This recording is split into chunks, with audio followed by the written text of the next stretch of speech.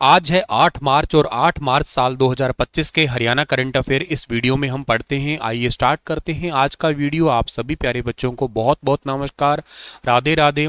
बच्चों, आज 8 मार्च को एक डे मनाते हैं हम लोग, वो है अंतर्राष्ट्रीय महिला दिवस। वैसे नेशनल महिला दिवस यानी कि नेशनल वुमेन डे हम मनाते हैं 13 फरवरी को। उस दिन वर्ल्ड रेडियो डे भी होता है और 8 मार्च को इंटरनेशनल वुमेन डे सेलिब्रेट करते हैं। वैसे ये वाला डे कुछ ऐसा नहीं है कि केवल सेलिब्रेट या जश्न वाला है। ये डे एक्चुअली इसलिए मनाते हैं ज़्यादातर कि महिलाओं, वैसे जश्न तो खैर है ही है, पर अब ज़्यादा ज़रूरी इसलिए है कि महिलाओं के अधिकार, उनके उनके अधिकारों को उनको भी बताना। बहुत सारी महिलाओं को पता ही नहीं होता कि हमारे राइट्स क्या होते हैं। समाज में एक पॉजिटिविटी लाना, समाज में एक पॉजिटिव बदलाव लाना, क्योंकि सालों से महिलाओं को दबाया जा रहा है, अपॉर्चुनिटी से वंचित रखा जा रहा है। मतलब जैसे देखने को भी मिलता है घरों में अक्सर कि लड़कियों को अक्सर कह दिया जाता है कि तुझे नहीं पता, ये काम तो ये लड़का कर लेगा। क्यों कर लेगा भाई? क्योंकि उसको अपॉर्चुनिटी दी गई है, बचपन से ही उसको बाहर निकाला गया है। तुझे पेचकस का नहीं पता, तुझे प्लास का नहीं पता, या तुझे इस गाड़ी का नहीं पता, ये इसको पता है। क्यों पता है? क्योंकि उसको अपॉर्चुनिटी दी है। एक बार उसको भी आप अंदर दबा के रख लो तो अपॉर्चुनिटी उसको भी ना देते तो उसको भी नहीं मिलती फिर ये चीज़ें, या उसको भी नहीं समझ में आती। लेकिन बात दूसरा पहलू का ये भी है कि वो अपनी जगह पे वो ठीक है। क्यों? क्योंकि उतनी आज़ादी इसलिए नहीं देते कि समाज के अंदर एक भय का माहौल है, सिक्योरिटी का एक बहुत बड़ा इशू है। तो सिक्योरिटी के लिए अब क्या है कि अपने आप को ही कदम उठाना होता है। तो ऐसे डे इसलिए सेलिब्रेट किए जाते हैं समाज में पॉजिटिविटी लाने के लिए भी। महिलाओं के अधिकारों की रक्षा, जैसे मान लेते हैं कि महिलाओं के समान अधिकारों, जेंडर गैप इंडेक्स हमारा बहुत ज़्यादा डाउन है। आइसलैंड कंट्री है जिसमें जेंडर गैप है ही नहीं। इंडिया का रैंक तो 129 है, जो कि बहुत ज़्यादा डेंजरस है कह सकते हो आप लोग। एजुकेशन में लगा लो, चाहे वर्क वेजेस में लगा लो, भाई महिला और पुरुष अगर जॉब कर रहे हैं तो उसमें सैलरी वाइज देखा जाए तो महिलाओं की सैलरी अमूमन ऑन एन एवरेज कम देखने को मिलती है। और प्राइवेट सेक्टर को या ओवरऑल और सेक्टर को मिला मिला के देखें तो हम लोग अवसर समान नहीं मिलते हैं। और ये डे इसलिए भी मनाते हैं कि जिन महिलाओं में साइंस में हो या पॉलिटिक्स में हो या स्पोर्ट्स में हो या आर्ट एंड कल्चर में हो, इन किसी भी फील्ड के अंदर बेस्ट काम किया हो, उनकी सफलता दुनिया को दिखाना, ताकि बाकी लड़कियां भी प्रेरित हो सके।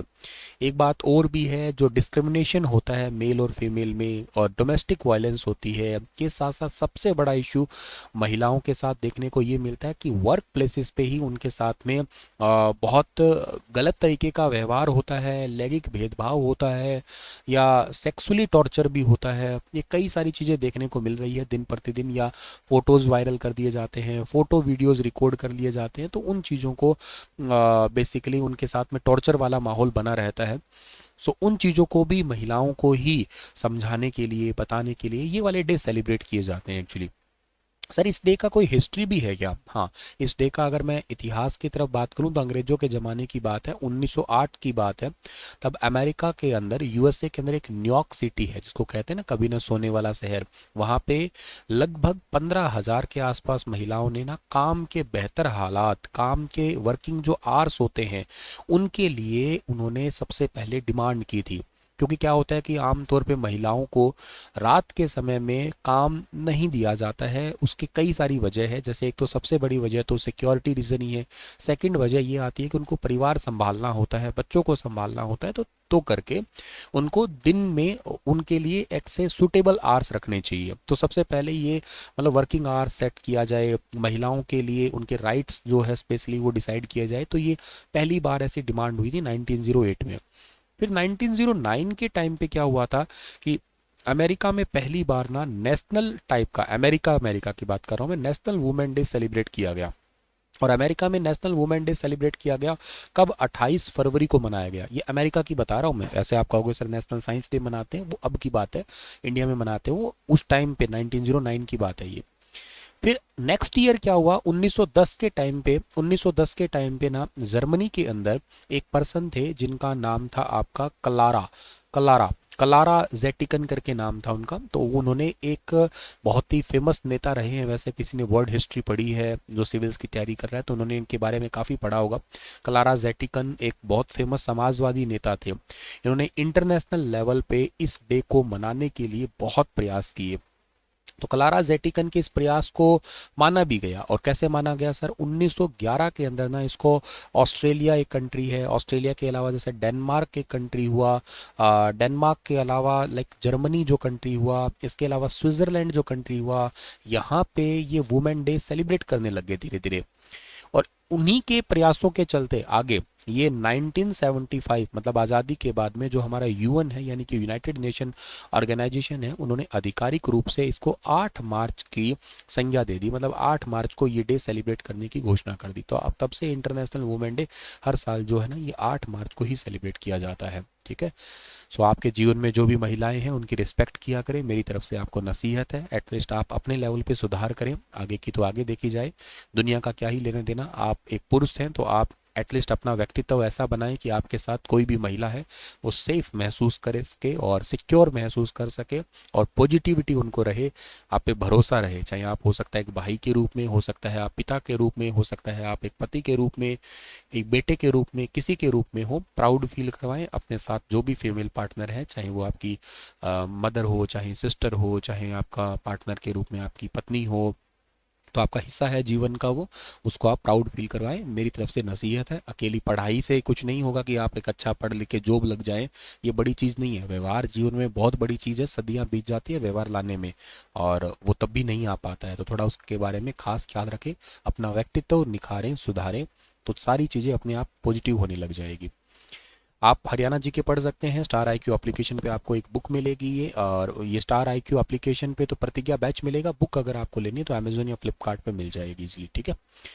हरियाणा के अंदर अभी कौन सी यूनिवर्सिटी के साथ में समझौता हुआ था, तो मैंने इसका पढ़ाया था आपको। ये यूनिवर्सिटी थी कोची यूनिवर्सिटी, केरल की कोची यूनिवर्सिटी है। इसके साथ में एमओयू किया था, memorandum of understanding. Recent session में हमने इसका डिस्कशन किया कर लिया था। बजट सेशन अपना स्टार्ट हो चुका है। कब से स्टार्ट हुआ था? कल से स्टार्ट हो गया, 7 मार्च से स्टार्ट हो गया था ये। और 7 मार्च से जब स्टार्ट हो गया है ये, तो 2025-26 का जो बजट सेशन है, अब जब जब भी बजट स्टार्ट होगा तो उस टाइम पे जो है ना सबसे पहले एक्चुअली अभिभाषण जो है ना वो कौन देता है, तो सबसे पहले अभिभाषण जो है ना एक्चुअली जो दिया करते हैं ना वो कौन देंगे, वो देते हैं हमारे पास में राज्यपाल का ही काम होता है। ये ध्यान रख लेना है डियर आप लोगों को यहाँ से, ठीक है ना। तो उनका काम क्या होता है सर आपका? उनका काम होता है राज्यपाल का। तो सारा अभिभाषण का काम होगा राज्यपाल का, गवर्नर का काम होता है बजट सेशन स्टार्ट होते ही सबसे पहला काम। तो हरियाणा विधानसभा का बजट सेशन 2025-26 को स्टार्ट हो गया है। पहले दिन गवर्नर बंडारू दत्तात्रेय का अभिभाषण स्टार्ट हुआ। इस दौरान इन्होंने कहा है कि सरकार का मकसद है गरीबों का उत्थान करना। इन्होंने राज्य और केंद्र सरकार से किसानों और खिलाड़ियों को मिले सम्मान और मदद के बारे में बताया। गवर्नर ने सरकार के आगे के काम के बारे में भी डिस्कशन किया और के साथ साथ हरियाणा के 5 बार सीएम रहे ओपी चौटाला जी है ना, उनको भी श्रद्धांजलि दी है। 8-9 मार्च को छुट्टी के बाद 10 मार्च सोमवार को फिर से सदन की कार्रवाई स्टार्ट होगी। गवर्नर का अभिभाषण पे चर्चा होगी और इसके अलावा 17 मार्च को हरियाणा का तकरीबन 1.98 लाख करोड़ का बजट पेश किया जाएगा। हालांकि ये टेंटेटिव है, इट में भी थोड़ा बहुत चेंजेस आए। लास्ट टाइम का बजट था अपना 1.89 लाख करोड़ का। टोटल कितना क्या बजट होगा वो मैंने पूरा कंप्लीट आपको समझा ही देना है, उसकी चिंता तो करना ही मत आप लोग। और बजट सेशन कब तक चलेगा सर? ये 28 मार्च तक को चलने वाला होगा। कुछ और भी घोषणाएं जैसी चीज़ें हैं ये बताई जाती है अभिभाषण में, जैसे कि पंचायतों में रिजर्वेशन दिया सरकार ने। एक्चुअली अभिभाषण में सरकार की तारीफ ही होती है ज़्यादातर, जिसमें निकायों में पिछड़ा वर्ग बी का आरक्षण दिया गया। मानसून में देरी पर किसानों को तकरीबन 1300 करोड़ का मुआवजा दिया गया। 24 फसलों पर एमएसपी देने वाला हरियाणा पहला राज्य बन गया। 13 लाख से ज़्यादा परिवारों को हर महीने 500 रुपये गैस सिलेंडर दिए गए। ग्रुप सी और डी की भर्तियों के लिए सरकार ने इंटरव्यू खत्म करके 22,000 सरकारी नौकरी दे दी। सरपंचों को बिना टेंडर के ही 21 लाख रुपए के विकास कार्य करने के अधिकार। 2015 से लेकर अब तक 2145 अवैध कॉलोनियों को रेगुलर किया। कर्मचारियों की ग्रेचुटी है बढ़ा के 25 लाख कर दी। शहीदों के परिवार को 1 करोड़ दे रहे हैं अभी। इसके अलावा धान खरीद पर आड़तियों का कमीशन 46 रुपये प्रति क्विंटल से बढ़ा के 55 रुपये कर दिया। अब तक 309 करोड़ दे चुके हैं सरकार इनको। और इन्वेस्टर्स को भी 150 से ज़्यादा सेवाएं ऑनलाइन दे रही है सरकार। हर परमिशन से 15 से 30 दिनों में ही मिल रही है, जितनी भी जो भी परमिशन होती है। इसके अलावा आने वाले टाइम में हम रावी व्यास नदियों के पानी से हरियाणा का वैध हिस्सा लेंगे। एसवाईएल नहर जो सतलुज यमुना लिंक है उसको पूरा कर पाएंगे। हिसार में महाराजा अग्रसेन के नाम पे प्रदेश का पहला हवाई अड्डा है, जल्दी उड़ान भर पाएगा। अगस्त तक का विचार है सरकार का। अंबाला में सरकार 20 एकड़ जमीन पर घरेलू एयरपोर्ट बना रही है, जो भी जल्दी ही पूरा होगा। गुरुग्राम में द्वारका एक्सप्रेसवे के साथ 1000 एकड़ में औद्योगिक बिजनेस हब बना रही है सरकार। 31 मार्च 2025 तक 3 नए आपराधिक कानूनों को लागू करने वाला पहला राज्य बन जाएगा हरियाणा। हालांकि पहले टारगेट ये 28 फरवरी का था, लेकिन इसको अभी एक्सटेंड करके 31 मार्च कर दिया है। खरखोदा में 3300 एकड़ में और सोहाना में 1400 एकड़ में औद्योगिक मॉडल टाउनशिप है, वो विकसित कर रहे हैं सरकार। तो ये अभिभाषण के अंदर इंपॉर्टेंट जो टर्म्स थी ना, उसमें सरकार के काम ही थे। एक्चुअली एक एक लाइन के क्वेश्चन सारे ही बन सकते हैं, तो करके अभिभाषण को हमने रख लिया। बजट का स्केड्यूल क्या है सर? 7 मार्च को गवर्नर का अभिभाषण है, 8-9 मार्च को तो खैर छुट्टी हो गया। 11 इसके बाद में क्या होता है, जो भी अभिभाषण देते हैं उस पर चर्चा की जाती है, फिर बजट पे चर्चा का जवाब दिया जाता है।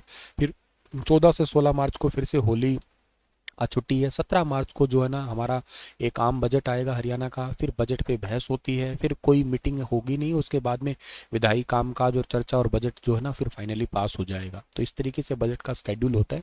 साल में 3 बजट मतलब 3 सेशन होते हैं विधानसभा के, BMW के नाम से।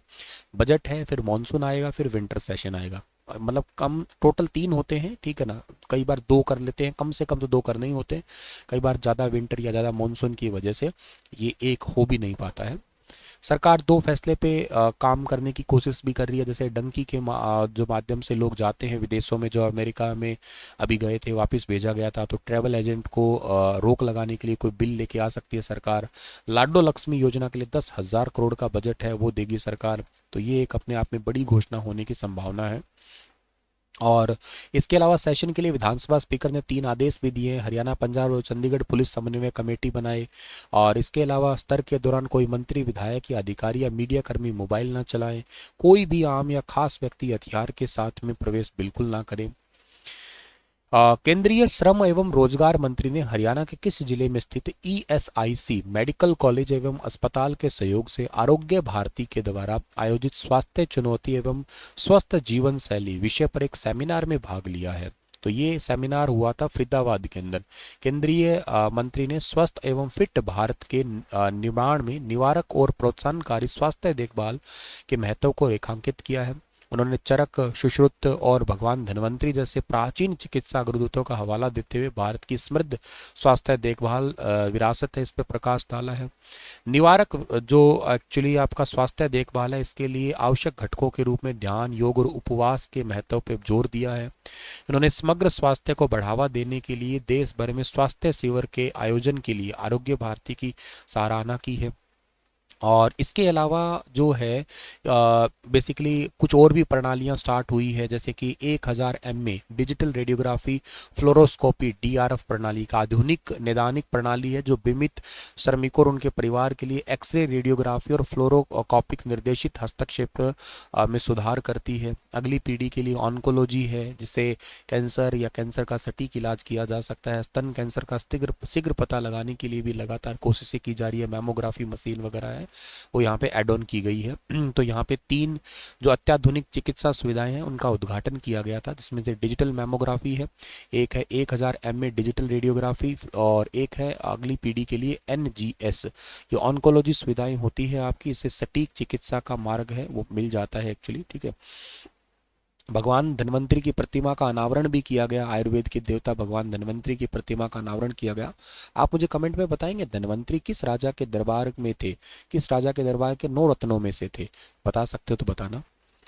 हरियाणा सरकार ने स्कूल बसों में कौन सा सिस्टम लगाना अनिवार्य कर दिया है? तो स्कूल बसों में हरियाणा सरकार ने FAPS, इसका मतलब है फायर अलार्म और protection system, fire alarm and protection system लगाना अनिवार्य कर दिया है। फायर अलार्म है, बस में आग लगने की स्थिति में तुरंत चेतावनी मिलेगी।